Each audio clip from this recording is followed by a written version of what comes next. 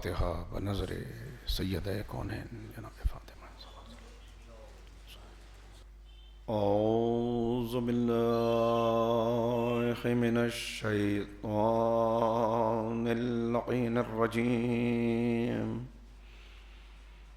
بسم اللہ الرحمن الرحیم، الحمد للہ رب العالمین وبہ نستعین وهو المعین، والصلاة والسلام على سید الانبیاء والمرسلین،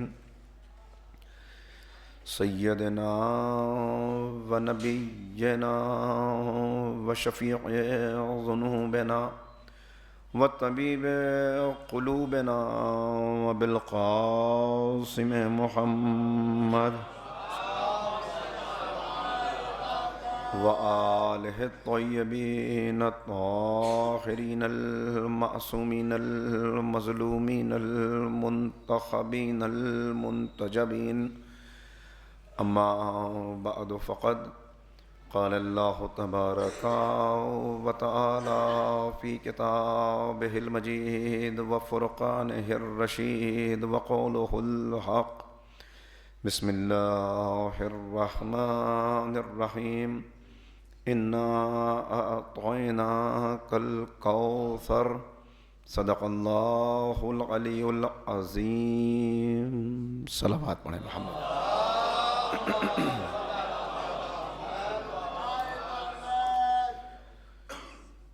بزرگان محترم و نوجوانان عزیز، 3 سال کی غیر حاضری کے بعد اس سال پھر آپ کی خدمت میں اس خمسہ فاطمیہ کو خطاب کرنے کی عزت حاصل ہو رہی ہے۔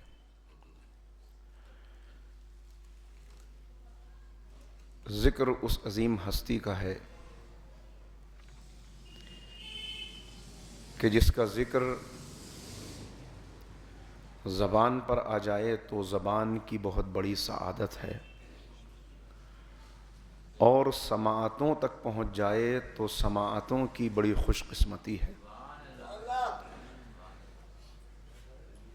اس لیے کہ اس کا ذکر کہ جس کا ذاکر خدا ہو، اس کا ذکر کہ جس کے ذاکر رسول اللہ ہوں، اس کا ذکر کہ جس کے ذاکرین میں کائنات کی وہ عظیم ہستیاں شامل ہوں کہ جن کے صدقے میں یہ کائنات خلق ہوئی ہے،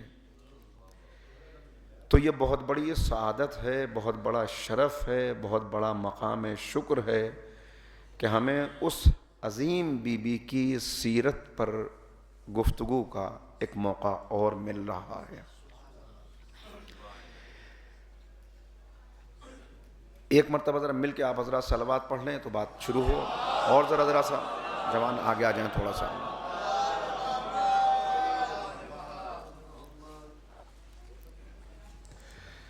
شخصیت جتنی عظیم ہوتی ہے،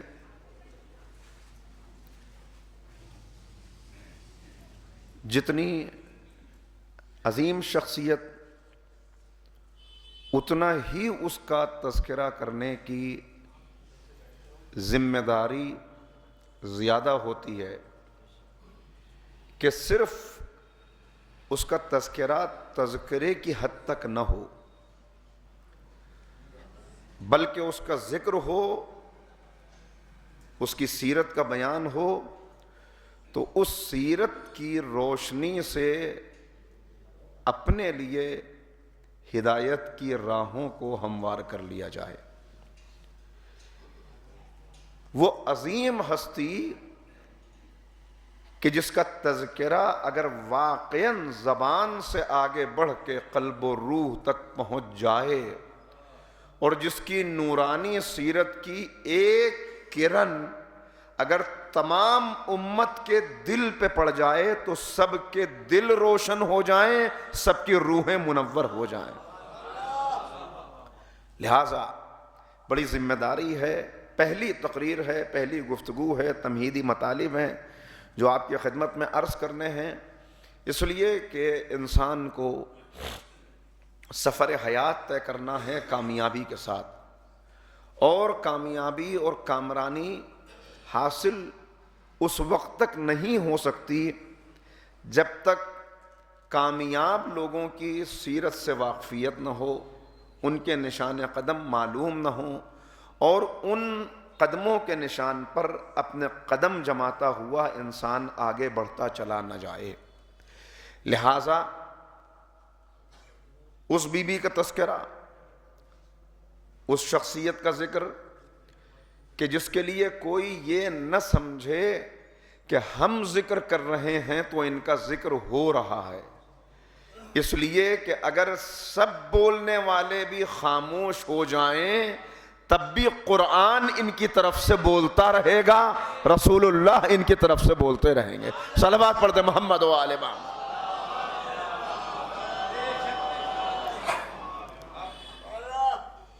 چنانچہ میں نے سوچا یہ ہے کہ شاید سرنامہ سخن کی آیت روز بدلتی رہے، اور شہزادی کی عظمت کے تعلق سے قرآن کریم میں جو تذکرے ہیں ان میں سے کچھ جتنا وقت مل جائے وہ آپ کے سامنے بیان کیے جاتے رہیں۔ آج جس آیہ کریمہ کو آپ کے سامنے تلاوت کیا، ہمارے یہاں کا بچہ بچہ اس سورے سے اور اس آیت کے پیغام سے بخوبی واقف ہے۔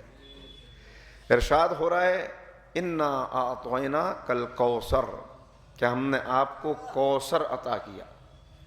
آیت کا شان نزول کیا ہے، کب یہ سورہ نازل ہوا، کب آیت کا یہ پیغام آیا، کہ جب پیغمبر اکرم اپنے گھر سے تبلیغ کے لیے نکلے، خانہ کعبہ میں پہنچے، تو اس وقت ایک ملعون شخص جس کا نام عاص بن وائل ہے وہ وہاں موجود تھا، اور پیغمبر کو آتے ہوئے دیکھ کر اس نے بڑی گستاخی کے ساتھ کہا جاء الابتر، کہ نعوذ باللہ وہ ابتر آ گیا، وہ مقطوع النسل آ گیا، یعنی وہ شخص آ گیا کہ جس کا کوئی وارث نہیں ہے۔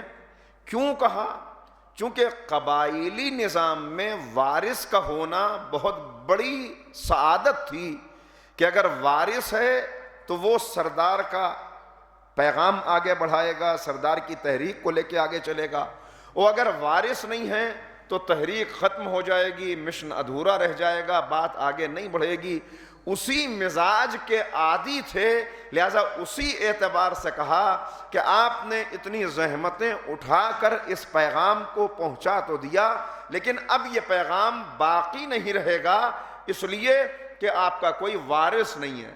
پیغمبر اکرم کا دل ملول ہوا، نبی کریم یہاں سے واپس پلٹے، اور جب گھر میں تشریف لائے تو جبرائیل یہ تحفہ لے کر آئے کہ بات تحفہ درود و سلام، اللہ آپ کو یہ پیغام دیتا ہے کہ اے حبیب ہم نے آپ کو کوثر عطا کیا۔ ایک صلوات پڑھے محمد و آل محمد پر تو بات۔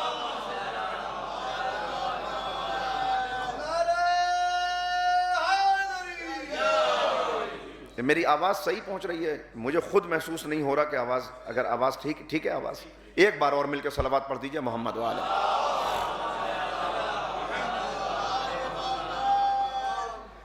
تو پیغمبر اکرم سے وعدہ کیا گیا۔ اب ایک جملہ کہہ کے یہاں سے آگے بڑھوں کہ عزیزو، پیغمبر کی بقا کی ضمانت جو ہستی ہے، جو وعدہ الہی ہے، اسے فاطمہ زہرا کہتے ہیں۔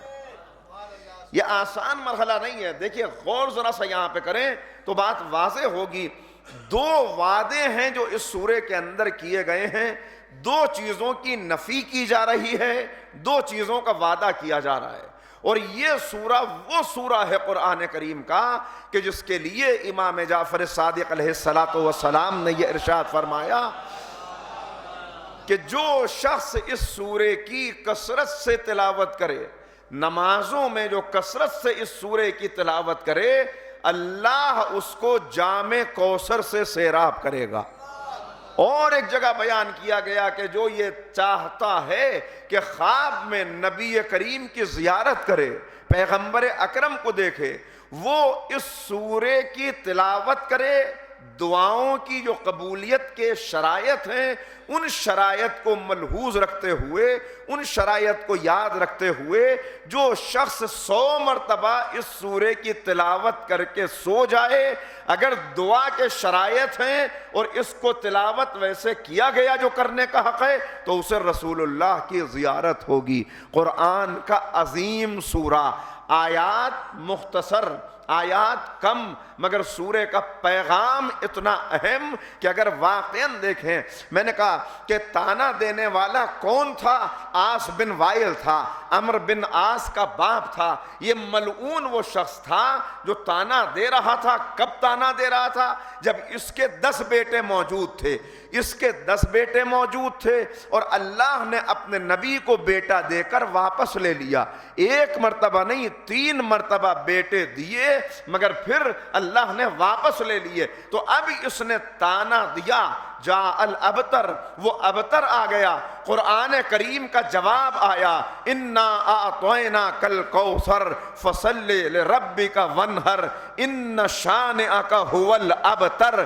2 اقرار ہیں اور 2 انکار ہیں۔ یعنی کیا کہا جا رہا ہے؟ کہا یہ جا رہا ہے کہ آپ سے جو کہنے والا کہہ رہا ہے، ایک چیز ہے جو اس کے پاس ہے اور آپ کے پاس نہیں ہے۔ یہ اسی کا تانا، ذرا توجہ فرمائیے گا۔ ایک چیز ہے جو آپ کے پاس ہے، آپ کے پاس نہیں، اور اس کے پاس ہے۔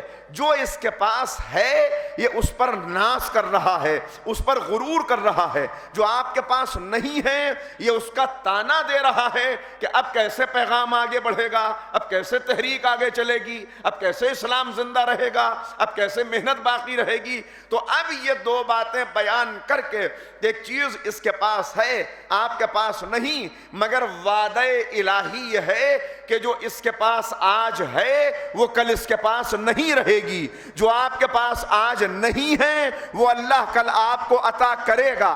ذرا توجہ کریں، جو اس کے پاس ہے وہ نہیں ہوگی، جو آپ کے پاس نہیں ہے وہ کل ہوگی۔ یعنی اللہ کوئی ایسا تحفہ عطا کر رہا ہے، کوئی ایسی نعمت عطا کر رہا ہے جو 2 چیزوں کی ضمانت ہے۔ پیغمبر کی نسل کی بقا کی ضمانت ہے، پیغمبر کے دشمن کے نسل کی فنا کی ضمانت ہے۔ توجہ کیجئے گا، یعنی ایسی شے، ایسی نعمت، ایسا تحفہ عطا کر رہا ہے جو نسل پیغمبر کی بقا کی ضمانت بھی ہے اور دشمن کی فنا کی ضمانت بھی ہے۔ اب مجھے کہنے دیجئے کہ اب آپ سمجھے کہ اللہ نے جو عطا کیا وہ کیا ہے۔ اللہ نے کوثر قرآنی کی صورت میں جو ہستی عطا کی انہیں جناب فاطمہ زہرا سلام اللہ علیہا کہتے ہیں۔ صلوات پڑھ دے مل کے محمد و آل محمد۔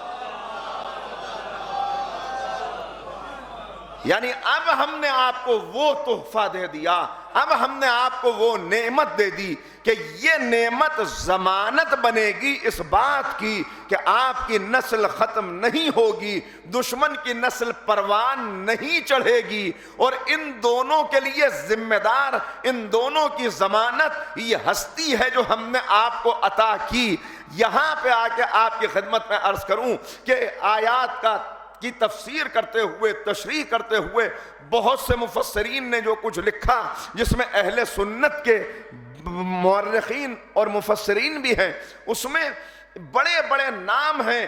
صاحب تفسیر کبیر نے اس بات کو لکھا کہ اللہ نے اس وعدہ الہی کو یوں پورا کیا کہ پیغمبر کے جو دشمن تھے، بنی امیہ جو موجود تھے، کہ بنی امیہ کی نسلیں ہزاروں کی صورت میں موجود تھیں، اور پیغمبر اکرم کی نسل بعد کربلا، نسل امام حسن میں سے حسن مثنی باقی تھے، نسل امام حسین میں سے امام زین العابدین اور امام باقر باقی تھے، کہ مگر وعدہ الہی یوں پورا ہوا کہ بنی امیہ انبیاء بے نشان ہو گئے اور حسین کی نسل سے، حسن کی نسل سے آج سادات دنیا کے گوشے گوشے میں موجود ہیں۔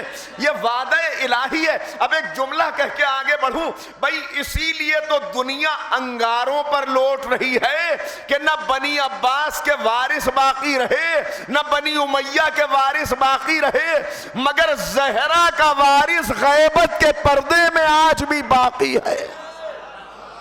صلوات پڑھ دے محمد و آل محمد۔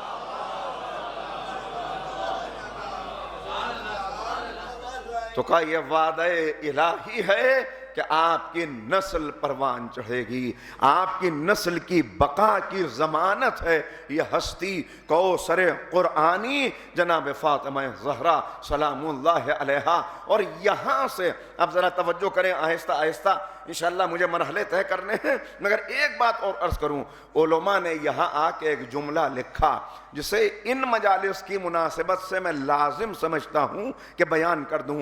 کہا نسل امام حسن بھی باقی ہے، نسل امام حسین بھی باقی ہے، کہ سادات کی ایک اور نسل باقی ہوتی اگر جناب محسن بھی زندہ رہ جاتے، اگر محسن بھی زندہ رہ جاتے تو حسنی سادات، حسینی سادات کی طرح محسنی سادات بھی باقی ہوتی۔ اب علماء نے نتیجہ نکالا کہ جناب محسن کا قاتل صرف محسن کا قاتل نہیں ہے، پوری نسل سادات کا قاتل ہے جس نے جناب زہرا پر ظلم کیا۔ صلوات پڑھ دے محمد و آل محمد۔ اور اس سے بہتر صلوات آپ حضرات پڑھیں تو بات یہاں سے آگے۔ تو اللہ نے تحفہ عطا کیا اپنے نبی کو، تحفہ پروردگار ہے، اور تحفے کا ایک اصول ہے، شریعت نے جو آداب بتائے تحفے کے، کہ آداب کیا ہیں تحفے کے، کہ تحفہ دینے کے آداب یہ ہیں کہ آپ جسے تحفہ دے رہے ہیں اس کی حیثیت کو پیش نظر رکھیے۔ جسے تحفہ دیا جا رہا ہے اگر وہ حیثیت میں تم سے کم ہے تو اپنی حیثیت کے مطابق اسے تحفہ دو، اگر وہ حیثیت میں تم سے زیادہ ہے تو اس کی حیثیت کے مطابق تحفہ دو۔ یعنی ایسا نہیں ہے کہ اگر کوئی غریب تم کو بلا رہا ہے اور اس کو تحفہ دینا ہے تو اس کی حیثیت ہی کیا ہے، لہذا اس کو جو سب سے زیادہ ناپسندیدہ چیز ہو، جو سب سے زیادہ کم قیمت چیز ہو، وہ دے کے یہ سمجھو کہ تم نے تحفہ دینے کا حق ادا کر دیا۔ نہیں، اگر غریب ہے، اگر تم سے کم درجے والا ہے، اگر تم سے کم حیثیت والا ہے تو اپنی حیثیت کو پیش نظر رکھو کہ میری حیثیت کیا ہے۔ اگر میں اپنی حیثیت والے کسی کو تحفہ دوں گا تو کس انداز کا تحفہ دوں گا، ویسا تحفہ دو۔ اور اگر اعلیٰ درجے والا ہے، تم سے زیادہ امیر ہے، تم سے زیادہ حیثیت والا ہے، تو اس کی حیثیت کو پیش نظر رکھ کے تحفہ دو۔ دیکھیں یہ کوئی لازم نہیں ہے، لیکن یہ آداب ہیں تحفہ دینے کے جو شریعت نے بیان کی ہے۔ اب مجھے کہنے دیجئے کہ جس نے یہ آداب بتائے وہ رب العالمین ہے، جسے تحفہ دے رہا ہے وہ رحمت للعالمین ہے، نہ اس کی عطا میں کوئی کمی ہے، نہ اس کی شان میں کوئی کمی ہے۔ رب کائنات رب العالمین تحفہ دے، رحمت للعالمین کو تحفہ ملے تو اس تحفے کو نور فاطمہ زہرا کہتے ہیں۔ صلوات پڑھ دے محمد و آل محمد۔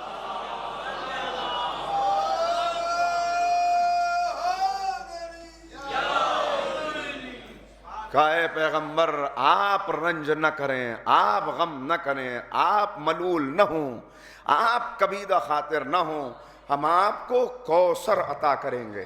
اب کوثر کے بہت سے معنی آہستہ آہستہ عرض کروں گا کہ تفسیروں کے اندر بیان ہوا، کہیں کا 28 معنی ہیں کوثر کے، لیکن اگر تفسیر اہل بیت میں دیکھیں تو یہ بات واضح ہوئی کہ اللہ نے نبی کو جو تحفہ عطا کیا، جو کوثر عطا کیا، وہ کوثر کوئی اور نہیں بلکہ یہاں کوثر سے مراد ہماری جدہ ماجدہ جناب فاطمہ زہرا ہے۔ لہذا اللہ نے اچھا یہ بھی بات دیکھیں آہستہ آہستہ بات آگے بڑھے گی، مگر ذرا سا یہ باتیں ذہن میں رکھیں کہ عطا کیا تو کیسے عطا کیا؟ عطا کرنے والا کون؟ جس کو دیا جا رہا ہے وہ کون؟ اور جو عطا کیا اس کی شان کیا؟ کہ اللہ کو یہ تحفہ عطا کرنا ہے تو اب پہلے پیغمبر کو بھی یہ حکم ہوا کہ آپ 40 دنوں کے لیے سب سے الگ ہو جائیں اور 40 دن اس طرح گزاریں اعتکاف کے عالم میں کہ دنوں کو روزہ رکھیں، رات کو عبادت میں بسر کریں۔ پیغمبر نے دن کو روزہ رکھا، رات عبادت میں بسر کی۔ جناب خدیجہ کو پیغام بھیجا کہ میں آپ سے 40 دنوں کے لیے علیحدہ ہو رہا ہوں۔ یہ کسی ناراضگی کی بنا پہ نہیں ہے، بلکہ یہ حکم پروردگار ہے، یہ اہتمام ہے جو کیا جا رہا ہے۔ چنانچہ 40 دن تک علماء نے لکھا کہ پیغمبر کا عالم یہ تھا کہ آپ دن کو روزہ رکھتے اور غذائے جنت سے اس روزے کو افطار کرتے۔ غذائے جنت آتی، اور پیغمبر اکرم کا یہ طریقہ تھا کہ اگر نبی کبھی دسترخوان پر ہیں، کوئی آ گیا تو اس کو غذا میں شریک کر لیتے تھے، بلکہ مہمان کے بغیر کھانا ہی نہیں کھاتے تھے۔ لیکن نبی کریم نے بتا دیا کہ یہ غذا، یعنی اللہ نے حکم دے دیا کہ یہ غذا سوائے میرے ہر ایک پر حرام ہے، کوئی اور اس غذا کو تناول نہیں کر سکتا۔ تو چنانچہ اچھا پیغمبر ہیں کون؟ طٰہٰ، ایسی پاک و پاکیزہ ہستی، ایسی عظیم شخصیت، مگر اس پاک و پاکیزہ ہستی کو بھی حکم خدا یہ ہے کہ آپ سب سے الگ رہیں، روزہ رکھیں، غذائے جنت سے افطار کریں تاکہ ہم آپ کو فاطمہ کا تحفہ دے سکیں۔ ذرا سا غور کیجئے گا، یہ اہتمام ہے تاکہ پتہ چل جائے کہ جو شخصیت آ رہی ہے وہ کتنی عظیم ہے، کتنی عظیم ہے۔ اب متوجہ ہو گئے ہو تو ایک جملہ یہاں سے کہہ کے آگے بڑھوں، یہ شاید پیغام ہے قیامت تک پیدا ہونے والی نسلوں کے لیے، کلمہ پڑھنے والوں کے لیے، کہ دیکھو پیغمبر جیسی پاک و پاکیزہ ہستی، ان کو بھی جب جناب فاطمہ کا تحفہ دیا جائے تو پہلے سب سے الگ کر کے جنت کی غذا دی جاتی ہے تاکہ معلوم ہو جائے کوئی معمولی ہستی نہیں ہے جو اس دنیا میں آ رہی ہے۔ اب نتیجہ نکالوں، جب پیغمبر جیسے پاکیزہ شخص کو بھی، شخصیت کو بھی سب سے الگ کر کے تحفہ فاطمہ دیا جائے، نور فاطمہ دیا جائے، تو اب کیا یہ ممکن ہے کہ جن کی رگوں میں نجس خون دوڑ رہا ہو، جن کے شکم میں حرام غذا ہو، ان تک ولایت فاطمہ پہنچ جائے؟ نہیں، جس کا نور نبی کو بھی غذائے جنت کے بعد دیا جائے، اس کی شخصیت کا ادراک انہی کو ہوگا، اس کی معرفت انہی کو ملے گی کہ جن کے شکم میں پاکیزہ غذا ہو، بدن میں پاکیزہ لہو ہو۔ ایک سلوات پڑھ دے محمد و آل محمد۔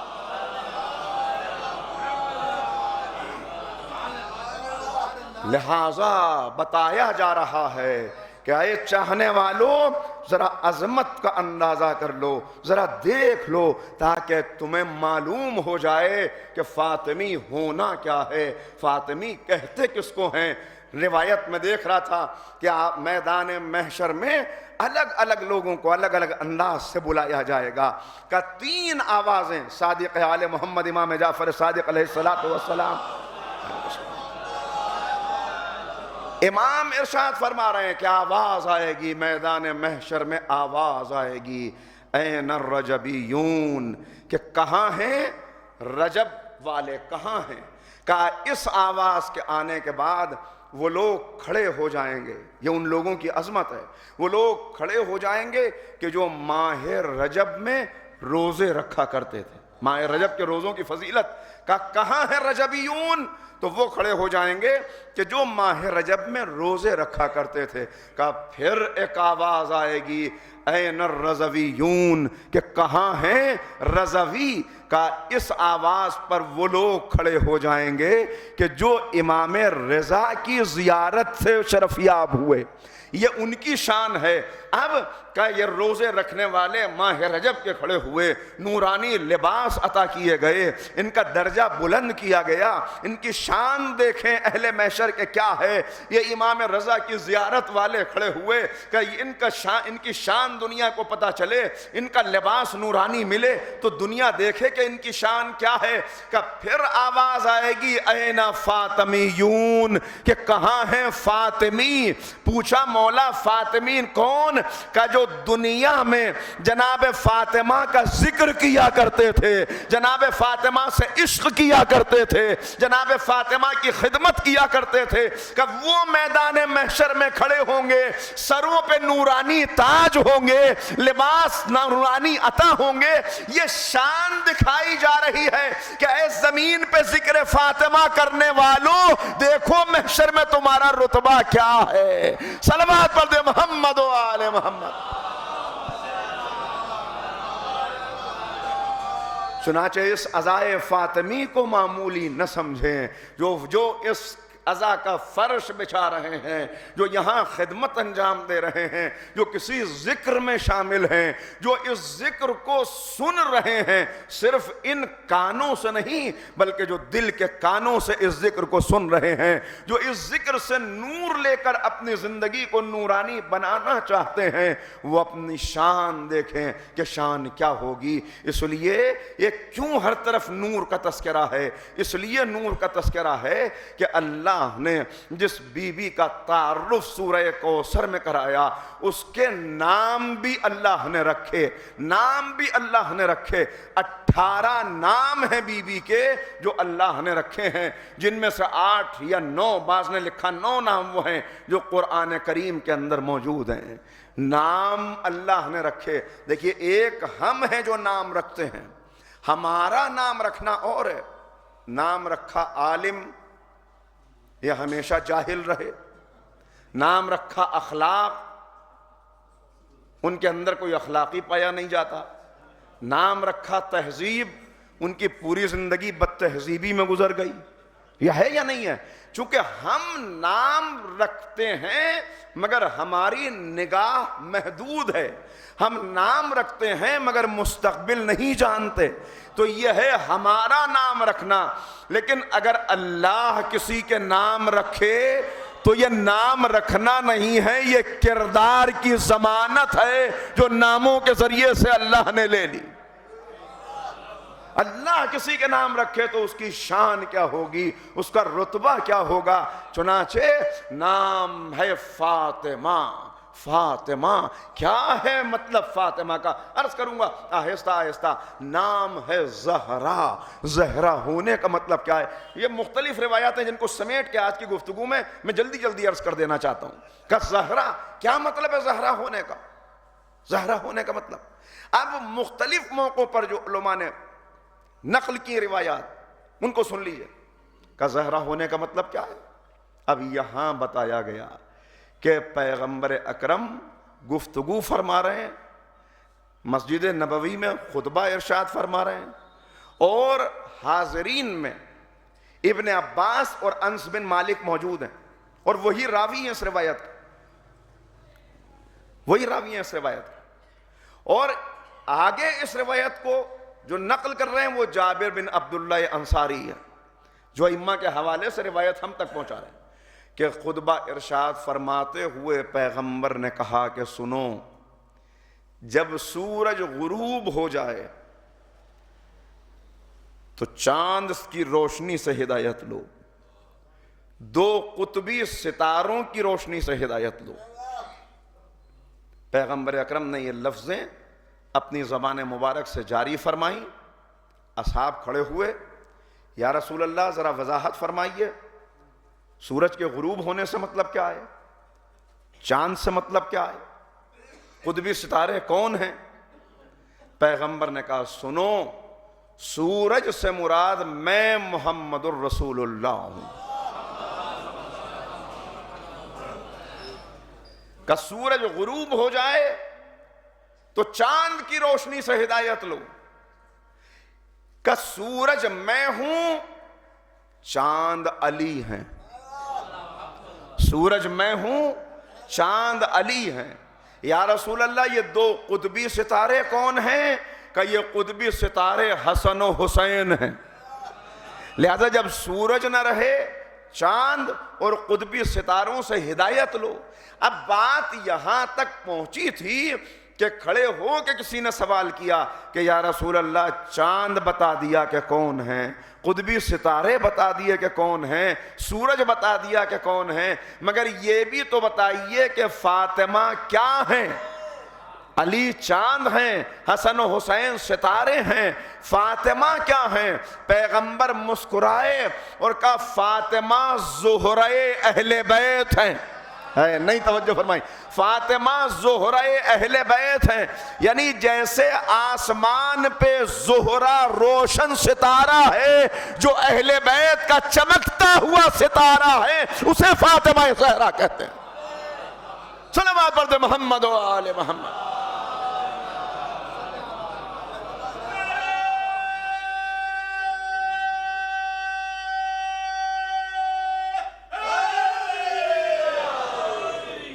فاطمہ زہرہ اہل بیت ہیں، یہ شان فاطمہ زہرا ہے۔ میں نے عرض کیا کہ خلاصہ روایتوں کا جلدی جلدی آپ کی خدمت میں عرض کروں گا تاکہ آج کی مجلس میں ایک تعارف ہو جائے اور پھر آہستہ آہستہ بات آگے بڑھے۔ دوسرا موقع پیغمبر ارشاد فرما رہے ہیں کہ سنو، اور یہ عجیب روایت ہے، یہ روایت بہت طولانی روایت، مگر میں اس کا کچھ حصہ آج اور کچھ حصہ مصائب کی مناسبت سے آئندہ کسی موقع پہ بیان کروں گا کہ پیغمبر اکرم تعارف کرا رہے ہیں، شہزادی سامنے موجود ہیں، جس وقت یہ گفتگو ہو رہی ہے اس وقت شہزادی بھی موجود ہیں۔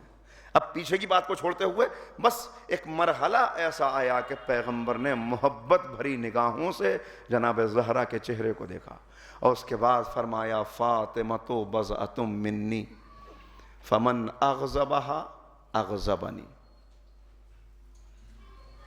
بات یہاں پہ رکی نہیں بلکہ یہاں سے آگے بڑھی۔ ہیا نور عینی و بہجت قلبی و ثمرۃ فؤادی ہیا روحی التی بین جنبی ہیا سیدۃ نساء العالمین و حوراء انسیہ۔ پیغمبر تعارف فرما رہے ہیں کہ پہچانو کہ فاطمہ کون ہے؟ فاطمہ میرا ٹکڑا ہے، فاطمہ میری آنکھوں کی ٹھنڈک ہے، فاطمہ میرا میوہ دل ہے، فاطمہ وہ روح ہے جو میرے دونوں پہلوؤں کے درمیان قیام کرتی ہے۔ فاطمہ سیدۃ النساء العالمین ہے، فاطمہ انسانی صورت میں حور ہے، انسانی حور۔ غور کر رہے ہیں؟ یہ تعارف ہو رہا ہے، یہ بات ہو رہی ہے۔ گفتگو یہاں سے آگے بڑھی، کہا سنو، میں نے عرض کیا کہ زہرا نام کیوں ہے، ابھی اس پہ بات چل رہی ہے۔ کہا سنو، جب میری بیٹی فاطمہ مصلی عبادت پہ آتی ہے، جب مصلی عبادت پہ آتی ہے تو نور کا ایک ایسا سلسلہ قائم ہوتا ہے، نور فاطمہ آسمان والوں کے لیے ایسے چمکتا ہے جیسے زمین والوں کے لیے چاند چمکتا ہے۔ فاطمہ جب مصلی عبادت پر آتی ہیں تو عرش والوں کے لیے نور فاطمہ ایسے چمکتا ہے جیسے زمین والوں کے لیے چاند چمکتا ہے۔ اور اس وقت اللہ تمام ملائکہ اور سکان سماوات کو خطاب کر کے کہتا ہے کہ اے سکان عرش، اے سکان سماوات، دیکھو میری بندی فاطمہ مصلی عبادت پر ہے، اس کا چہرہ میری عظمت کے خوف سے زرد ہے، اس کا بدن لرز رہا ہے، اس کا دل معرفت سے بھرا ہوا ہے، وہ پورے خشوع خضوع کے ساتھ، اپنے پورے وجود کے ساتھ، اپنے پورے اعضاء و جوارح کے ساتھ میری عبادت کے لیے مصلی پر کھڑی ہوئی ہے، محراب میں آئی ہوئی ہے۔ میں تم سب کو گواہ بنا کے کہتا ہوں، اے ملائکہ، اے ساکنان عرش، دیکھو میری بندی، میری کنیز، کیا اس کی شان ہے۔ میں تم سب کو گواہ بنا کے کہتا ہوں کہ میں نے اس کے چاہنے والوں کو جہنم کی آگ سے نجات عطا کر دی، میں نے اس کے شیعوں کو جہنم سے نجات عطا کر دی۔ ایک صلوات پڑھیں نا مل کے، محمد و آل محمد۔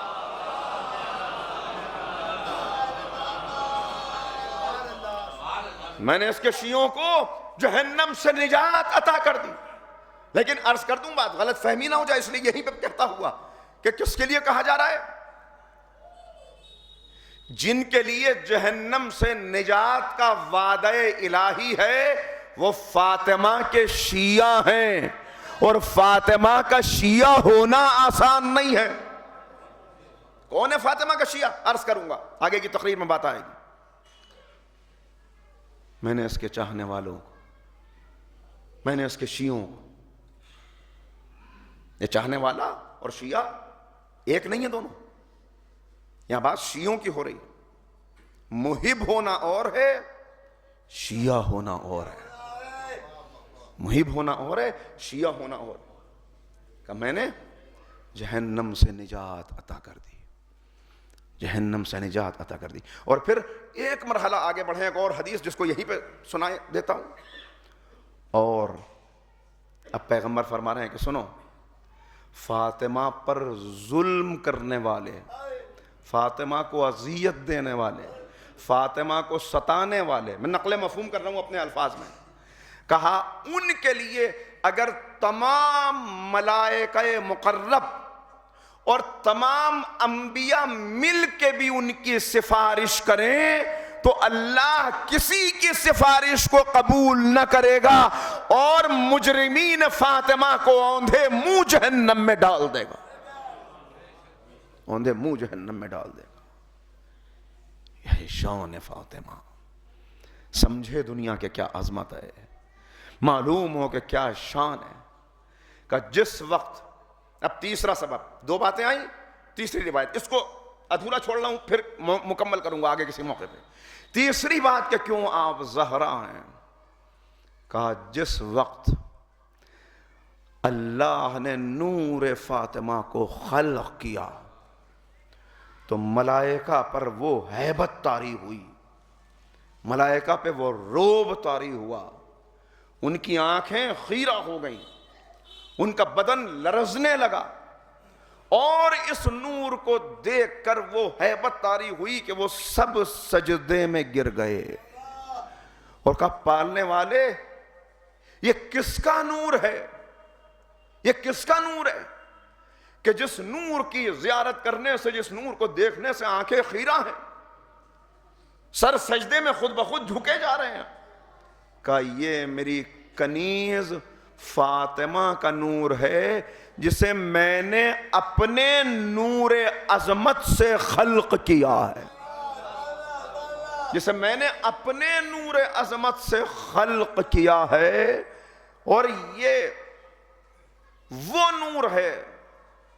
میں اپنے الفاظ میں بات کو آگے بڑھا رہا ہوں کہ آخری نبی کے صلب میں اس نور کو قرار دوں گا، اور اسی نور کے ذریعے سے یہ زمین میرے خلفاء سے آباد ہوگی، اور اسی میں وہ نور بھی ہوگا کہ جو اس زمین کو عدل و انصاف سے یوں بھر دے گا کہ جیسے یہ ظلم و جور سے بھری ہوئی ہوگی،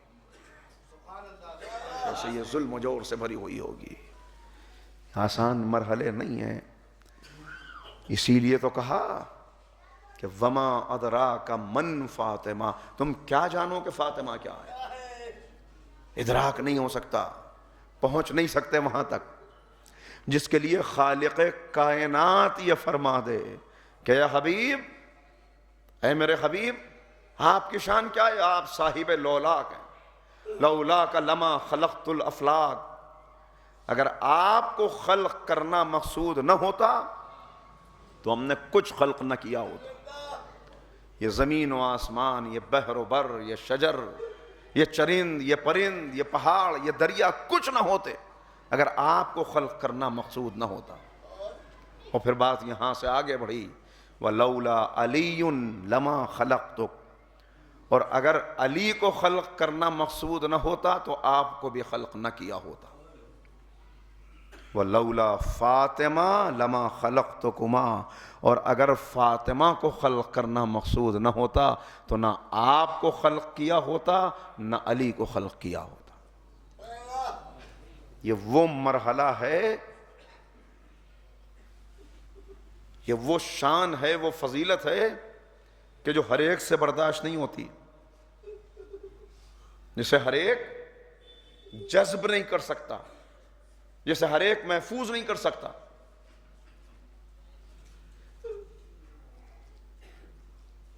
بظاہر یوں محسوس ہوتا ہے اور یہ الزام لگتا ہے کہ ہاں تو آپ نے علی کو رسول اللہ سے بڑھا دیا. کیا علی مرتضیٰ کا رتبہ رسول اللہ سے زیادہ ہے؟ کیا جناب فاطمہ کا رتبہ ان دونوں سے زیادہ ہے؟ کہ نہیں، یہاں بات بڑھانے کی نہیں ہے. اس لیے کہ یہ حدیث لولاک وہ ہے، یہ پیغام وہ ہے کہ جہاں بات افضلیت کی نہیں ہے، بات مقصدیت کی ہے. کاش کہ بات پہنچا سکوں. بات افضلیت کی نہیں ہے، بات مقصدیت کی ہے. اے حبیب، ہم نے آپ کو بھیجا. کیوں بھیجا؟ اس لیے کہ اس دنیا کو نقص سے کمال اور پستی سے بلندی تک لے جانا تھا. لوگوں کی ہدایت ہو سکے، گمراہی کے اندھیرے میں بھٹکتے نہ رہیں، ہدایت کی روشنی ملے، صحیح راستہ ملے، معرفت خدا ملے، آخرت سے باخبر رہیں. اس لیے پیغمبر کو بھیجا. اور کیا حق ہے جو نبی نے ادا کیا؟ پتھر کھائے، گالیاں کھائیں، رسوائی برداشت کی، کانٹوں پر چلے، گلے کے اندر رسی ڈال کے ایسے کھینچا گیا کہ آنکھیں ابل پڑیں. حالت سجدہ میں اونٹ کی اوجھڑی پشت اقدس پہ رکھی گئی. یہ بکری یا بھیڑ کی اوجھڑی نہیں ہے، اونٹ کی اوجھڑی پشت اقدس پہ رکھی گئی.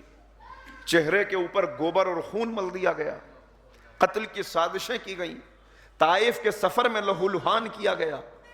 ہر دن ابو لہب کی بیوی ام جمیل ہر دن پیغمبر کے در اقدس پر ایسے خاردار درختوں کی شاخیں کاٹ کے رکھتی تھی کہ دروازہ کھولتے ہوئے ہاتھ زخمی ہو جاتے تھے، چلتے ہوئے پیر زخمی ہو جاتے تھے، لہو سے بھر جاتی تھی نالین اقدس پیغمبر اکرم کی. یہ ہے مکے کی زندگی، اور مکے کی زندگی میں کیسے مظالم ہیں کہ جن کا بیان کرنا ممکن ہی نہیں ہے.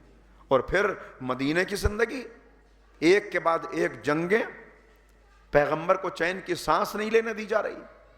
باہر جا رہے ہیں، دشمن موجود ہیں، کچھ کھلے ہوئے دشمن ہیں، کچھ منافق ہیں. نازک موقع آزمائش کے آئے تو وہاں اپنے بھی یہ کہتے نظر آ رہے ہیں جو بظاہر اپنے ہیں کہ آج ان کی رسالت میں جتنا شک ہوا اس سے پہلے نہیں ہوا. گھر جا رہے ہیں، انسان کو باہر سے تھکا ہوا آئے، جب گھر پہنچتا ہے تو سکون ملتا ہے، لیکن گھر کے اندر سے بھی تانے مل رہے ہیں، گھر کے اندر سے بھی وہ باتیں آ رہی ہیں کہ جن کو میں ممبر سے بیان نہیں کر سکتا. کیسی مصیبتیں، کیسی اذیتیں ہیں جو پیغمبر نے برداشت کی. لیکن یہ ساری مصیبتیں برداشت کر کے اے ہمارے حبیب، آپ دین کو پہنچا تو دیں گے، لیکن اگر یہ دین محفوظ نہ رہے تو آپ کا پہنچانا بیکار ہو جائے گا، آپ کی محنت بیکار ہو جائے گی. اس لیے کہا کہ اگر علی کو نہ بھیجتے تو آپ کو بھیجنا بھی مقصود نہ ہوتا. آپ دین پھیلا رہے ہیں، اس دین کی حفاظت کے لیے ہم پیچھے سے علی کو بھیج رہے ہیں کہ علی اس دین کے محافظ بنیں گے. اب سمجھے کہ کیوں کہا کہ اگر یہ نہ پہنچایا تو کچھ نہ پہنچایا.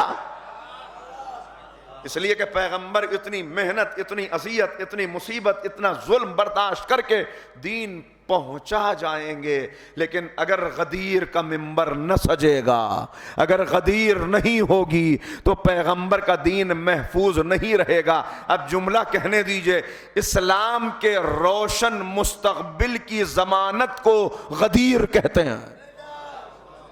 اسلام کے روشن مستقبل کی ضمانت کو غدیر کہتے ہیں کہ اگر غدیر نہ ہو، اگر علی کا اعلان ولایت نہ ہو، کچھ باقی نہ رہے۔ اس لیے کہا کہ اگر علی کو بھیجنا مقصود نہ ہوتا تو ہم آپ کو بھی نہ بھیجتے۔ آپ دین کو پھیلائیں گے، علی آخری سانس تک اس دین کو بچائیں گے، لیکن اس کے بعد پھر جب سلسلہ آگے بڑھے گا تو یزیدان وقت اٹھیں گے اور اس دین کو پامال کرنے کی کوشش کریں گے، اس دین کو ختم کرنے کی کوشش کریں گے۔ 1.25 لاکھ نبیوں کی محنتیں جس ہستی پر ٹکی ہوں گی، بس وہی ہستی ہوگی جو اب اس دین کو قیامت تک بچائے گی۔ اسی ہستی کو فاطمہ زہرا کہتے ہیں کہ جس کی نسل طیبہ آگے بڑھے گی تو کبھی کربلا میں حفاظت کرے گی، کبھی مدینے میں حفاظت کرے گی، کبھی قید خانے میں رہ کے حفاظت کرے گی، اور یہ دین اس وقت تک پوری دنیا میں پھیلے گا نہیں، پوری دنیا میں نافذ نہیں ہوگا جب تک اسی فاطمہ کا بیٹا غیبت کے پردے سے آ کر بساط ظلم کو الٹ نہ دے۔ اس لیے کہا کہ اگر فاطمہ کو نہ بھیجا ہوتا تو نہ آپ کو بھیجا ہوتا، نہ علی کو بھیجا ہوتا۔ صلوات پڑھ دے محمد و آل محمد۔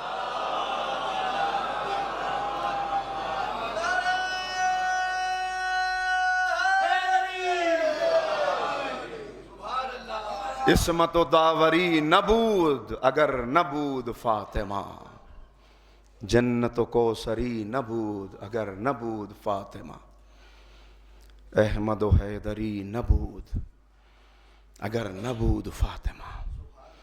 فاطمہ نہ ہوتی، جنت و کوثر نہ ہوتی، فاطمہ نہ ہوتی، کچھ نہ ہوتا۔ لہٰذا کہا کہ جس ہستی پر منحصر ہے تمام انبیاء کی محنتیں، انبیاء کی محنتیں جس پر منحصر ہیں، اس ہستی کو جناب فاطمہ زہرا کہتے ہیں۔ اور اسی لیے متوجہ کروں آپ کو، اسی لیے شہزادی کی ایک بڑی عظمت یہ ہے کہ رسول اللہ کی بیٹی ہیں، مگر فاطمہ اس لیے فاطمہ نہیں ہے کہ نبی کی بیٹی ہیں۔ اگر اسی لیے شہزادی اتنی باعظمتوں کے نبی کی بیٹی ہیں تو تاریخ کی کوکھ سے کچھ اور بیٹیاں پیدا کرائی گئیں۔ اگر نبی کی بیٹی ہونے کی بنا پر باعظمت ہوتی تو ان بیٹیوں کا بھی کہیں تذکرہ ہوتا۔ بہت توجہ فرمائیں، میں کیا عرض کر رہا ہوں۔ ان بیٹیوں کا بھی، کہ 3 بیٹیاں نبی کی اور تھیں، بھائی 3 نہ ہوں 1000 ہوں، ہمیں کوئی اعتراض نہیں، 3 نہیں تھیں 1000 تھیں، لیکن یہ بتاؤ ان میں فاطمہ جیسی کتنی تھیں؟ کہ 3 اور تھیں، چلیے مان لیا 3 اور تھیں۔ علی کے بھی 3 بھائی اور تھے، علی کے بھی 3 بھائی اور تھے۔ اگر آپ یہ کہہ رہے ہیں کہ 3 بیٹیاں اور تھیں تو مولا کائنات کے بھی 3 بھائی اور تھے، کیا وہ تینوں علی جیسے تھے؟ بہت توجہ کیجئے گا۔ طالب، جعفر، عقیل، کیا یہ تینوں بھی علی جیسے ہیں؟ کہ ہو ہی نہیں سکتا۔ کیوں؟ اب اس پہ گفتگو ہو تو یہ تو پورا عشرے کا موضوع ہے، لیکن ایک جملہ عرض کر دوں۔ اس لیے علی جیسے نہیں کہ ابتدا ہی دیکھ لو، یہ تینوں پیدا ہوئے ابو طالب کے گھر میں، علی پیدا ہوئے اللہ کے گھر میں۔ تو اب جملہ کہنے دو، جب ابو طالب کے گھر میں پیدا ہونے والے علی جیسے نہیں ہو سکتے تو مکے کے چوراہوں پر پیدا ہونے والے علی جیسے۔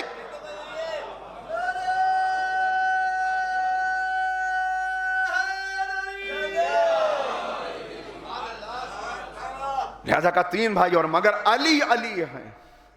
اسی طرح عرض کیا کر رہا ہوں، یہ نہیں عرض کر رہا، میرا عقیدہ نہیں ہے یہ، ہماری تحقیق ہمارے علماء نے لکھ دیا، بات واضح کر دی کہ ایک بیٹی تھی پیغمبر کی. لیکن میں کہہ رہا ہوں بفرض محال اگر مان بھی لیا جائے کہ اور بھی تھیں، تین اور بھی تھیں، تو ان کے ہونے سے شہزادی کی عظمت پہ کوئی حرف نہیں آتا، اس لیے کہ وہ اور تھیں تو کس گوشے میں تھیں، کہاں تھیں؟ چادر میں اکیلی فاطمہ ہیں، مباہلہ میں اکیلی فاطمہ ہیں، پیغمبر جن کی تعظیم کے لیے کھڑے ہو رہے ہیں وہ اکیلی فاطمہ ہیں، میدان محشر میں جن کے لیے سروں کو جھکوایا جا رہا ہے وہ اکیلی فاطمہ ہیں. لہذا جناب فاطمہ کی یہ عظمت صرف نبی کی بیٹی ہونے کی بنا پہ نہیں ہے، یہ ایک بہت بڑی فضیلت ہے کہ نبی کی بیٹی ہیں، لیکن فاطمہ اس لیے فاطمہ نہیں ہے کہ نبی کی بیٹی ہے، کہ صرف اس لیے فاطمہ. پھر علی کی زوجہ ہیں اس لیے یہ عظمت ہے. اگر یہ عظمت علی کی زوجہ ہونے کی بنا پہ ہے تو مولا کائنات کی تو اور بھی بیویاں ہیں، کسی اور کو بھی یہ عظمت حاصل ہو جاتی. غور کر رہے ہیں؟ پھر حسنین کی ماں ہونے کی بنا پر یہ فضیلت ہے. حسنین کی ماں ہونا حسنین کے لیے فضیلت ہے. حسنین کی ماں ہونا، کتنے خطبے ہیں، کتنے موقع ہیں کہ جہاں اپنا تعارف امام نے کرایا، پہچانو کہ میں کون ہوں. خطبہ امام زین العابدین کا اٹھا لیں کہ کس انداز سے تعارف کرانا ہے، پہچانو کہ ہم کون ہیں. ہر جگہ جناب فاطمہ کا تذکرہ، یہ عظمت ہے. خود مولائے کائنات نے اپنا تعارف کرایا اور اس تعارف میں جہاں اور باتیں بیان کی وہاں کا پہچانو کہ میں کون ہوں، میں فاطمہ زہرا کا شوہر ہوں، میں زوج بطول ہوں. مولا کائنات اس کو اپنے لیے شرف سمجھتے ہیں، بیان کر رہے ہیں اس کو. اور کتنے لکھ کے بھی بیان کیا، بول کے بھی بیان کیا، اپنی تقریر میں بھی کہا، اپنی تحریر میں بھی کہا. وہ خط موجود ہے، حاکم شام کے جواب میں جو خط لکھا ہے اس خط میں تعارف کرایا، وہاں بھی شہزادی کا حوالہ دیا. پھر کس لیے؟ یہی حقیقت تو اقبال کی نظر نے دیکھی کہ اقبال نے کہا کہ فاطمہ کی نسبتیں ہیں، ان نسبتوں کی وجہ سے جناب فاطمہ باعظمت ہیں، لیکن حقیقتاً فاطمہ کی عظمت اس لیے ہے کہ فاطمہ فاطمہ ہے. فاطمہ فاطمہ ہے، فاطمہ کا اپنا ایک تشخص ہے، فاطمہ کی اپنی ایک پہچان ہے، فاطمہ کی اپنی قربانیاں ہیں، فاطمہ کا اپنا کردار ہے، فاطمہ کی اپنی صفات ہیں. اب بات آپ کی خدمت میں عرض کر دوں یہاں تک کہ کیا فرمایا پیغمبر نے؟ وہ روح ہے جو میرے دونوں پہلوؤں کے درمیان ہے. میں دست ادب جوڑ کے آپ سے سوال کرتا ہوں کہ کیا روح پہلوؤں میں ہوتی ہے؟ روح پہلوؤں میں ہوتی ہے، مگر یہ اشارہ ہے جو نبی کریم کر رہے ہیں کہ دیکھو پہچانو، ایک پہلو نبوت ہے، ایک پہلو ولایت ہے، اور نبوت اور ولایت کے درمیان جو رابطہ ہے اسے فاطمہ زہرا کہتے ہیں. ولایت اور نبوت کے درمیان جو روح ہے وہ فاطمہ زہرا. یہی دیکھا اقبال کی نظر نے کہ مریم از یک نسبت عیسیٰ عزیز، از سہ نسبت حضرت زہرا عزیز. جناب مریم کی شان، جناب مریم کا رتبہ یہ ہے کہ مریم عیسیٰ کی ماں ہے.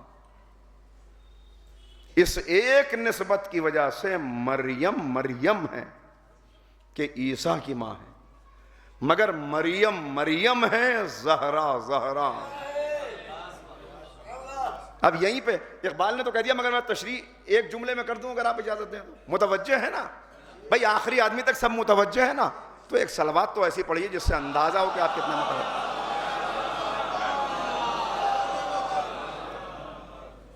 مریم از یک نسبت عیسیٰ عزیز. جناب مریم کی شان کیا ہے کہ مریم عیسیٰ کی ماں ہے. اب سب متوجہ تو یہیں پہ ایک جملہ کہہ کے آگے بڑھوں. مریم مریم ہیں، فاطمہ فاطمہ ہیں، اس لیے کہ عیسیٰ کی ماں کو مریم کہتے ہیں، محمد الرسول اللہ کی ماں کو فاطمہ کہتے ہیں. اب سمجھے کیوں کہا تھا فاطمہ ام ابیہا ہے؟ مریم کی ماں، عیسیٰ کی ماں کو مریم کہتے ہیں، مادر محمد رسول اللہ کو فاطمہ کہتے ہیں. مریم از یک نسبت عیسیٰ عزیز، از سہ نسبت حضرت زہرا عزیز. کیا وہ تین نسبتیں ہیں؟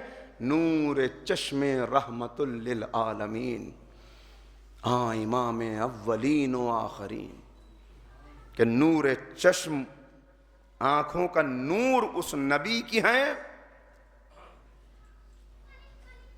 کہ جو اولین و آخرین میں منتخب ہے، فخر موجودات ہے، صاحب لولاک ہے، طٰہٰ و یاسین ہے، نذیر و بشیر ہے، مزمل و مدثر ہے، رحمت للعالمین ہے، صاحب معراج ہے.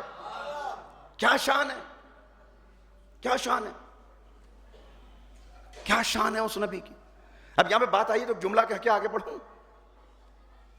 ہم پریشان ہو جاتے ہیں جب کہیں کوئی مردود توہین رسالت کا کوئی کام کرتا ہے.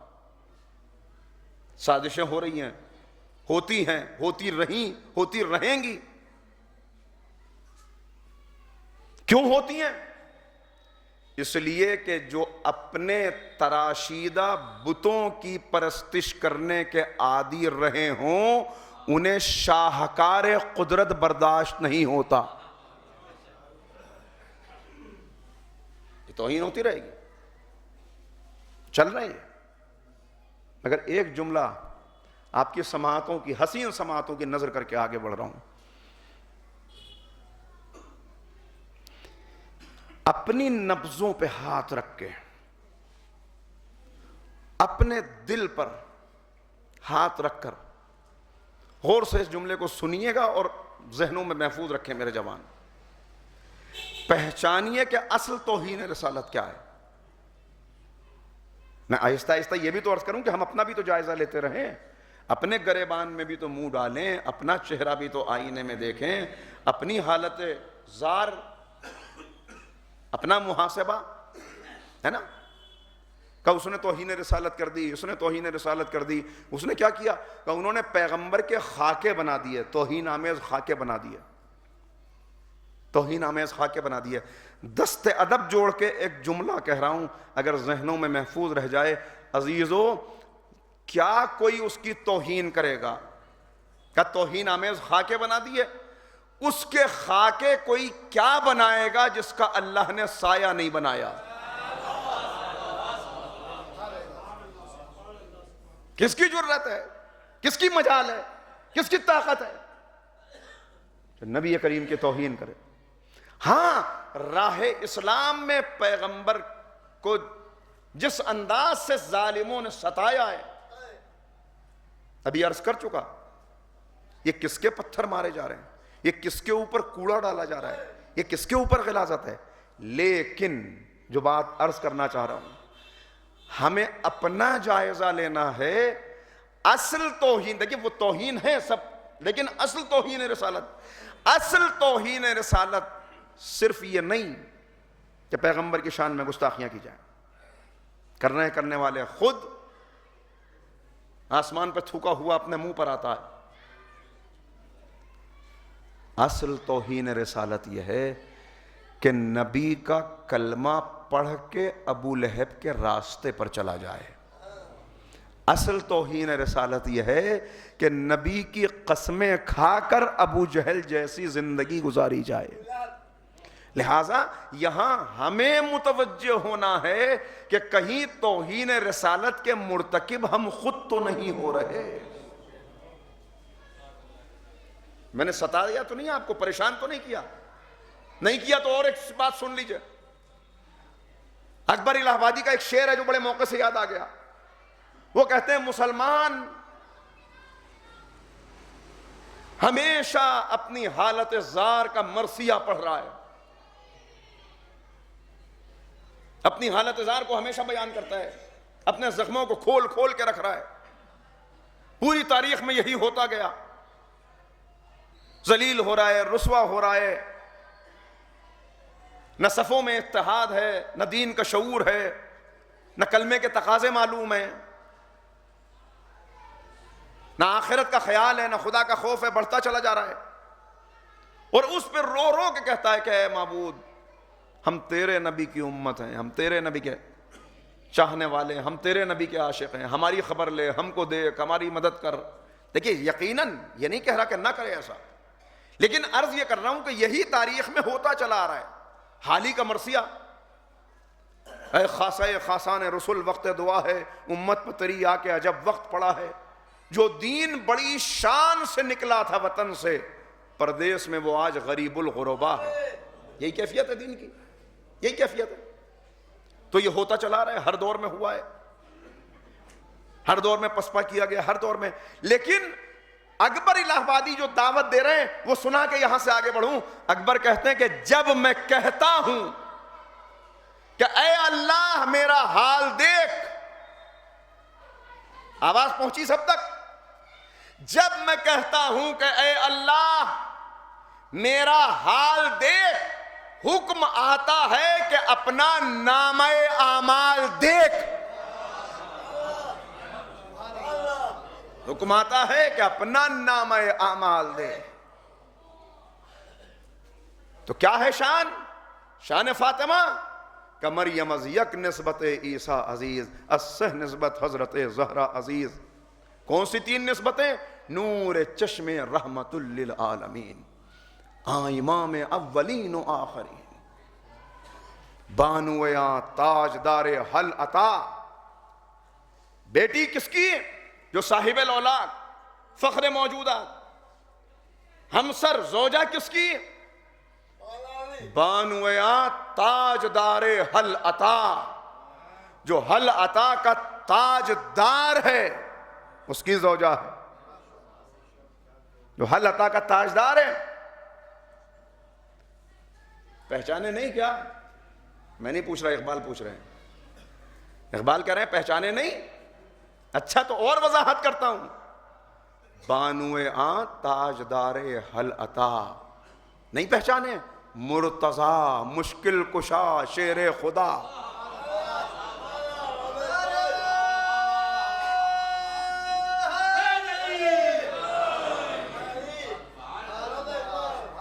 تاجدار حل عطا کی ہمسر ہیں. کون تاجدار حل عطا؟ مرتضی مشکل کشا شیر خدا. اب بھی نہیں پہچانے تو اچھا.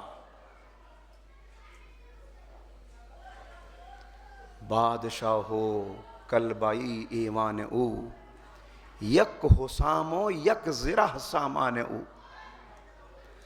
کہ وہ ایسا تاجدار ہے، ایسا بادشاہ ہے کہ ہے بادشاہ مگر اس کا کل سرمایہ،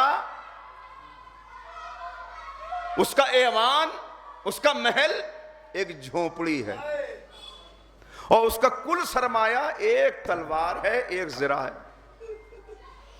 ایک زرہ، ایک تلوار، ایک ٹوٹا ہوا مکان، مگر ہے تاجدار حل عطا، ہے بادشاہ. لباس پر پیوند دیکھ کر مجبور نہ سمجھ لینا،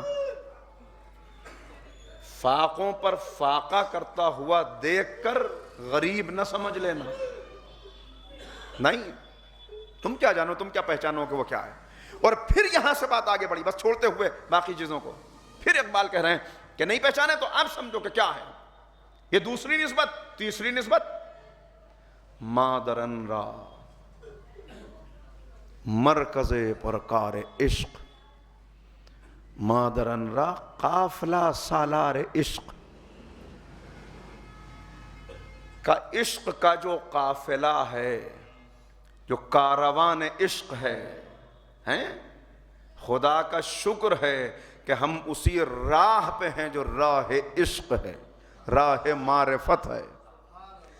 کا راہ عشق کا نہیں، اور ذرا ذہن قریب آ جائیں تاکہ پتہ چل جائے کہ جو راہ عشق کا چلنے والا ہے اسے عیسیٰ کہتے ہیں. مریم کس کی وجہ سے؟ باعظمت عیسیٰ کی وجہ سے، نبی کی ماں. جو اس قافلہ عشق کا شریک ہے، چلنے والا ہے، اسے عیسیٰ کہتے ہیں. اور جو اس قافلہ عشق کا سید و سردار ہے اسے فرزند زہرا کہتے ہیں. مادرن را مرکز پرکار عشق، مادرن را قافلہ سالار عشق، جو قافلہ سالار عشق ہے. اور پھر کہتے ہیں مزرع تسلیم را حاصل بطول، مادرن را اسوہ کامل بطول. ماؤں کے لیے جملہ جو شروع میں کہا تھا اس جملے کو پھر دہراؤں یہاں پر کہ اگر تمام ماؤں کی آغوش پر سیرت فاطمہ کی ہلکی سی جھلک بھی پڑ جائے، ہلکا سا سایہ بھی پڑ جائے، نہیں بلکہ حدیث کی روشنی میں، جملہ میرا لیکن حدیث کی روشنی میں کہہ دوں کہ اگر سب ماؤں کی آغوش جناب فاطمہ کی آغوش کو نمونہ بنا لے، اگر سب ماؤں کی آغوش پر آغوش فاطمہ کا اثر آ جائے تو اللہ کو جہنم پیدا کرنے کی ضرورت ہی نہ ہو.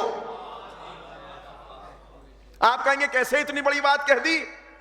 میں نے اس لیے اتنی بڑی بات کہہ دی کہ حدیث یہ کہہ رہی ہے کہ اگر ساری دنیا علی کی محبت پر جمع ہو جاتی تو اللہ جہنم کو خلق ہی نہ کرتا. علی کی محبت پہ کب جمع ہوں گے؟ جب آغوش میں پلنے والے جناب فاطمہ کی سیرت پہ عمل کرتے ہوئے آگے بڑھ. مزرع تسلیم را حاصل بطول.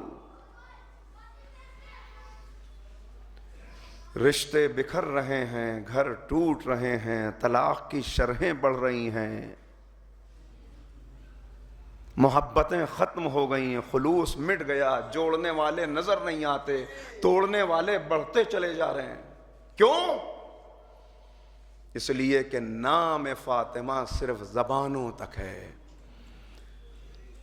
نام فاطمہ صرف مصلے تک ہے، عملی زندگی میں کردار فاطمہ نہیں آ پا رہا. مجھے پڑھتے ہوئے کافی دیر ہو گئی لیکن ایک جملہ شاید یہی کہنا مناسب ہو. مجھے ایک بڑے مفکر کا ایک جملہ یاد آ گیا.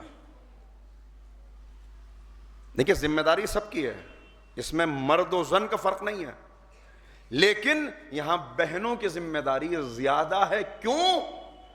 یہ جملہ بڑے مفکر کا ایک جملہ ہے. وہ کہتے ہیں اگر ایک مرد اپنا گھر توڑنے پر آمادہ ہو جائے اور دنیا کی ساری توڑنے والی چیزیں، پھاوڑے، کدال، ہتھوڑیاں، بڑی بڑی چیزیں لے کر اس گھر کو توڑنے پر آمادہ ہو، ساری طاقت لگا دے، لیکن عورت اس گھر کو بچانا چاہے تو کوئی مرد اس گھر کو توڑنے میں کامیاب نہیں ہو سکتا. ساری توڑنے والی چیزیں لے کر پوری طاقت لگا کر گھر کو توڑنا چاہے لیکن عورت بچانا چاہے، ٹوٹ نہیں سکتا وہ گھر. اور اگر، اب دوسرا جملہ بھی سن لیجئے، اور اگر عورت سوئی کی نوک سے اپنے گھر کو برباد کرنا چاہے تو ساری دنیا طاقت لگا لے، اس گھر کو بچایا نہیں جا سکتا، اس گھر کو بچایا نہیں جا سکتا. ہنّا لباس لکم وانتم لباس لہن.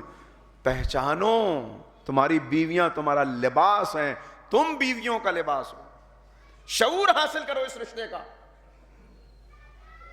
خبر لو اپنے گھروں کی، جائزہ لو اپنے معاشرے کا. وفاداریاں ختم ہو گئی، خلوص مٹ گیا، مادیت کا حملہ اتنا زیادہ ہو گیا، دجالیت کی گرفت میں اتنے زیادہ آ گئے. کہاں جا رہے ہو؟ کس رخ پہ جا رہے ہو؟ آؤ ان ایام فاطمیہ میں اس فرش مجلس سے یہ طے کر کے اٹھو کہ نہ خود ہم سیرت فاطمہ سے ہٹیں گے، نہ اوروں کو ہٹنے دیں گے. یہی ان مجلسوں کا فائدہ ہے، یہی ان مجلسوں کا فیض ہے. مزرعِ تسلیم را حاصل بطول، مادرن را اسوہ کامل بطول. بس باقی چیزوں کو چھوڑ دیا، بہت طویل قصیدہ ہے، لیکن ان پہ آخر پہ ختم کر رہا ہوں. یہ اقبال ہی کی نظر ہے، اقبال ہی کی معرفت ہے، اور اقبال ہی کہہ سکتا تھا، کوئی اور کہتا تو فتوے لگ جاتے کہ رشتہ آئین حق زنجیر پاس، پاس فرمانے جناب مصطفیٰ، کہ میرے پیروں میں زنجیریں پڑی ہوئی ہیں، شریعت کی زنجیریں، رشتہ آئین حق کی زنجیریں، اور مجھے فرمان مصطفیٰ کا پاس و لحاظ ہے. اقبال کون سی زنجیریں پڑی ہیں؟ اقبال کن زنجیروں کی بات کر رہے ہو جو پیروں میں پڑی ہیں؟ کہ زنجیریں پہلے پیروں میں یہ پڑی ہیں کہ شریعت محمدی میں غیر اللہ کو سجدہ جائز نہیں ہے. بہت توجہ فرمائیں، میرے پیروں میں زنجیر یہ ہے کہ غیر اللہ کو سجدہ اسلام میں جائز نہیں ہے.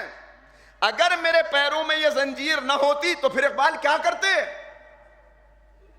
اگر نہ ہوتی؟ ورنہ گردے تربتش گردی دمی، سجدہ ہا برخا کے او پاشید می.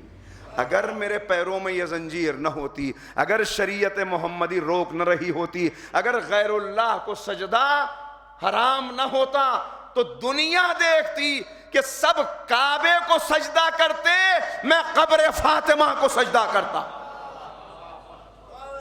میں اپنے سجدے نثار کر دیتا تربت فاطمہ پر، میں اپنے سجدے لٹا دیتا رسول کی بیٹی پر. اللہ اللہ، یہ ہے شان فاطمہ. عرض کروں گا، بات آگے بڑھے گی. کیا واقعاً کیا ہستی ہے. زمانہ کروٹیں بدلتا رہے، کروٹیں بدلتا رہے. معرفت جناب فاطمہ، تو پھر ہم بیٹھے کیوں ہیں یہاں؟ دیکھیے، ایک ہے ابتدائی معرفت، بہت توجہ کیجئے گا، بس یہاں پہ گفتگو ختم ہو رہی ہے. ایک ہے ابتدائی معرفت، ایک ہے انتہائی معرفت، ایک ہے حق معرفت. جتنے معرفت حاصل کرنے والے اس دنیا میں گزرے ہیں اور گزریں گے، وہ معرفت خدا ہو یا معرفت اہل بیت ہو، وہ ابتدائے معرفت سے انتہائی معرفت کے درمیان ہیں. اور کر رہے ہیں میری بات، کاش پہنچا سکوں. وہ ابتدائے معرفت سے خدا کی معرفت کوئی حاصل کر سکتا ہے؟ کوئی دنیا میں ایسا نہیں ہے جو خدا کی معرفت حاصل کر سکے. تو پھر کہا ابتدائی معرفت کچھ لوگوں کو حاصل ہوتی ہے،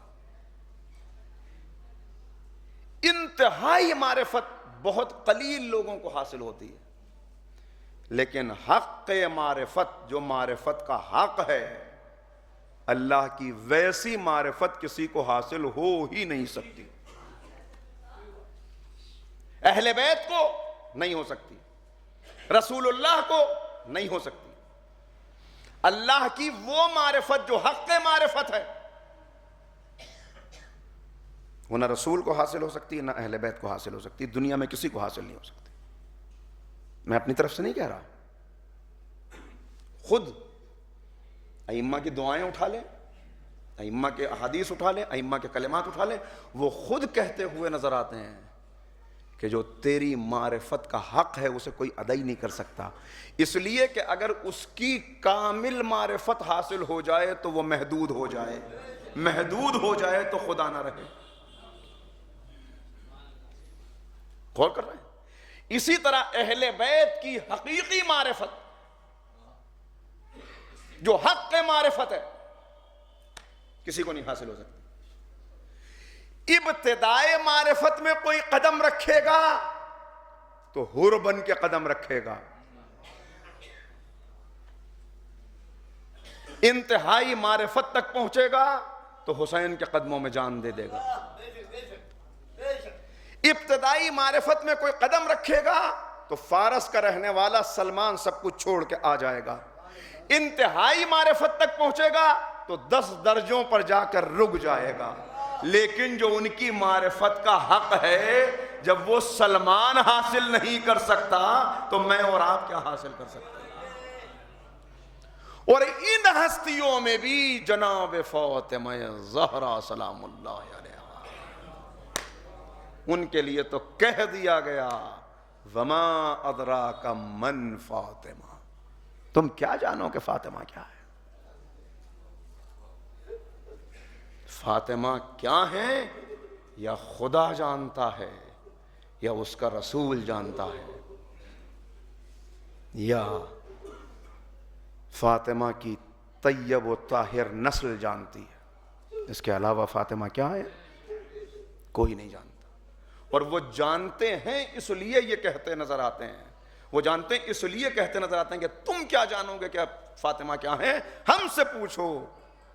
نحنو حجت اللہ علی الخلق، نحنو حجت اللہ علی الخلق و امنا حجت اللہ علینا، ہم تمام دنیا پر، تمام خلق پر، ملائکہ کے لیے، جنات کے لیے، انسانوں کے لیے، سب کے لیے ہم حجت خدا ہیں، اور ہماری جدہ ماجدہ وہ ہم پر حجت ہے۔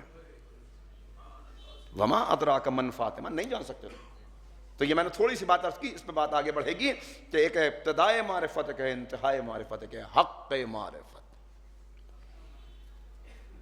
کیا کوئی اس کی معرفت جان سکتا ہے کہ جس کے لیے امام یہ کہتے ہیں کہ محشر کا میدان ہوگا،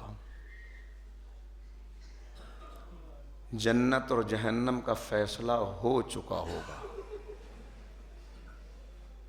نور کا ایک ممبر لگایا جائے گا، اور اس ممبر نور پہ ہماری جدہ ماجدہ جلوہ افروز ہوں گی، خاتون محشر اس ممبر پہ جلوہ افروز ہوں گی، جنتی جنت کی طرف جا رہے ہیں، جہنمی جہنم کی طرف جا رہے ہیں، شہزادی ممبر پہ جلوہ افروز ہیں کہ اتنے میں ایک چاہنے والے کو جہنم کی طرف لے جایا جا رہا ہوگا، وہ مڑ کے شہزادی کو دیکھے گا اور کہے گا میں آپ کا چاہنے والا ہوں، میں آپ کا چاہنے والا ہوں۔ بس ایک مرتبہ خاتون محشر رب کائنات کو خطاب کر کے کہیں گی اے میرے آقا، اے میرے مولا، عجب روایت ہے، میں نے مختصر کر دیا، اے میرے آقا، اے میرے مولا، سمیتنی فاطمہ، میرا نام فاطمہ آپ نے رکھا ہے، اے میرے رب میرا نام فاطمہ، آپ نے مجھے فاطمہ نام دیا۔ اور فاطمہ کا مطلب کیا ہے؟ روک دینے والی، چھڑانے والی، جو جہنم سے چھڑانے والی ہے اسے فاطمہ کہتے ہیں، جو جہنم جانے سے روک دے اسے فاطمہ کہتے ہیں۔ اے پروردگار میرا نام فاطمہ آپ نے رکھا، یہ میرا چاہنے والا جہنم کی طرف لے جایا جا رہا ہے، آواز آئے گی اے فاطمہ، ہم نے اسی لیے تو اسے ادھر سے گزارا تاکہ یہ آپ کو دیکھے اور آپ سے فریاد کرے اور آپ اس کی شفاعت کریں اور ہم آپ کی شفاعت کو قبول کر کے اسے جہنم سے آزاد کر کے جنت میں داخلہ دے دیں۔ ہم نے آپ کی سفارش کو قبول کر لیا، آپ کی شفاعت کو مان لیا، ہم نے اسے جہنم سے آزادی دی۔ اے پروردگار ایسا کیوں؟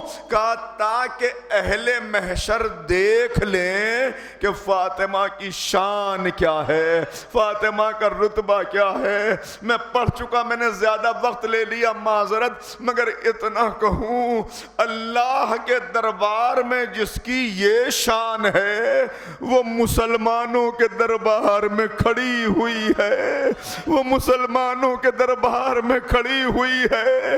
اللہ اللہ، کہاں سے لفظیں لائیں گے آپ؟ کیسے پہچانیں گے کہ کیا صابرہ ہے، کیا مظلومہ ہے، کیا معصومہ ہے، کیا مصیبتیں اس نے برداشت کی ہیں؟ ہاں، کوئی تصور نہیں کر سکتا۔ بس میں پڑھ چکا ایک روایت جس پہ گفتگو کو تمام کر دوں، اور یہ کوئی مصیبت ایسی نہیں جو شہزادی کو پہلے سے خبر نہ ہو۔ سنیے گا، سنیے، میں نے پڑھ لیا، یہ تھا اللہ کا دربار، وہ ہے مسلمانوں کا دربار۔ مگر ایک منظر اور عرض کرتوں اگر آپ اجازت دیں۔ فاطمہ دربار میں کھڑی ہوئی تو ہیں مگر سر پہ چادر تو موجود ہے، درمیان میں پردہ تو حائل ہے، مگر اسی فاطمہ کی بیٹی ہے، شرابی کا دربار ہے، کبھی ابن زیاد جیسا ملعون ہے، کبھی یزید جیسا فاسق ہے، نہ سر پہ چادر ہے نہ مقنا ہے، بازو بندھے ہوئے ہیں۔ اے عزادارو، میں کہاں سے لفظ لاؤں؟ ایک جملہ بی بی فاطمہ سے کہوں اور ایک جملہ بی بی زینب سے کہوں، اے شہزادی جناب فاطمہ کو ایک جملہ آپ سب کی طرف سے نظر کروں، اے شہزادی، اے شہزادی، آپ دربار میں ہیں، دربار میں کھڑی ہیں، مگر اے بی بی، جب میں نہیں میں لفظیں نہیں لا سکتا، کہیں شہزادی کی شان میں گستاخی نہ ہو جائے، مگر ایک جملہ عرض کروں، اے بی بی آپ کھڑی ہوئی تھی مگر پردہ تو پڑا ہوا تھا، مگر ہائے سید سجاد ساری زندگی روتے رہے، کس بات پر روتے رہے؟ مولا بتائیے سب سے بڑی مصیبت کہاں پڑی، سب سے بڑی مصیبت کون سی تھی؟ یہ جملہ سن لینا، میں اجازت لے لوں کہ سب سے بڑی مصیبت کا موقع وہ تھا کہ جب علی کی بیٹیوں کو شرابی کے دربار میں جانا تھا، سیدانیوں کے چہرے سفید تھے، رنگت اڑ چکی تھی، بدن لرز رہے تھے، پیر کانپ رہے تھے، ایک ایک کو بڑھ کے زینب سینے سے لگاتی، ایک ایک کو بڑھ کے دلاسا دیتی، ارے اللہ یہ مرحلہ بھی آسان کرے گا، حق نے ہمیں چادر تطہیر دی ہے، ایک ایک کو دلاسا دیتی، مگر پھر عجب مرحلہ آیا، عجب مرحلہ جانتے کیا آیا؟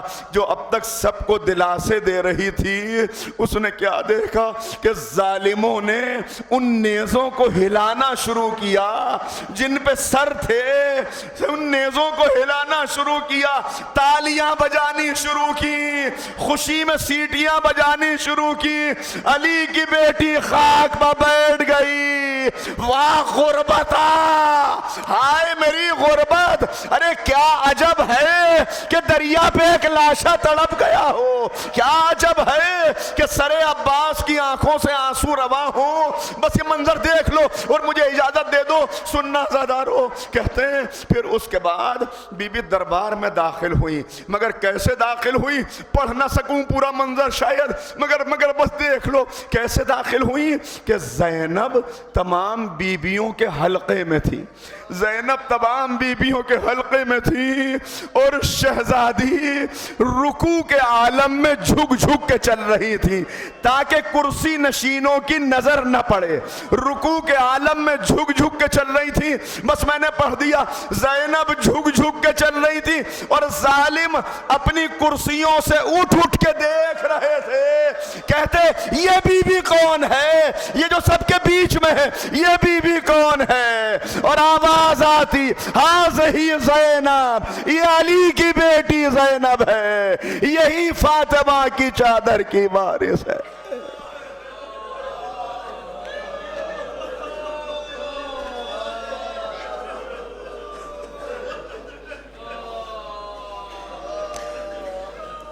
بار الہ اس عبادت کو اپنی بارگاہ میں قبول فرما۔ اہل بیت کے چاہنے والے جہاں جہاں ہیں، جان مال عزت و آبرو کی حفاظت فرما۔ ہمارے بزرگوں کو قوت و توانائی اور طول عمر عنایت فرما۔ خصوصیت کے ساتھ حجت الاسلام مولانا سید اسد رضا حسینی صاحب قبلہ کو قوت و توانائی اور طول عمر عنایت فرما۔ جوانوں کو دین کا سرمایہ قرار دے۔ بار الہ جو گزشتہ برسوں میں ان مجلسوں میں حاضر تھے اور اس سال ہمارے درمیان نہیں ہیں، معبود ان کی قبروں کو منور فرما دے۔ اس ذکر کے صدقے میں ان کے لیے شفاعت حضرت زہرا کا دروازہ کھول دے۔ بار الہ جن مومنین نے بھی ان مجالس کے انعقاد میں دامے درمے قدمے سخنے کسی طرح سے بھی حصہ لیا، تعاون کیا، ان کی توفیقات میں اضافہ فرما، ان کے رزق میں برکت عنایت فرما۔ تمام حاضرین مجلس کو بلاؤں مصیبتوں سے محفوظ فرما۔ پرچم اسلام کو سر بلند فرما، پرچم کفر و نفاق کو سر نگوں فرما۔ ظالموں کو ان کے کیفر کردار تک پہنچا دے، مظلوموں اور ان کے حامیوں کے بازوؤں میں قوت حیدری عنایت فرما دے۔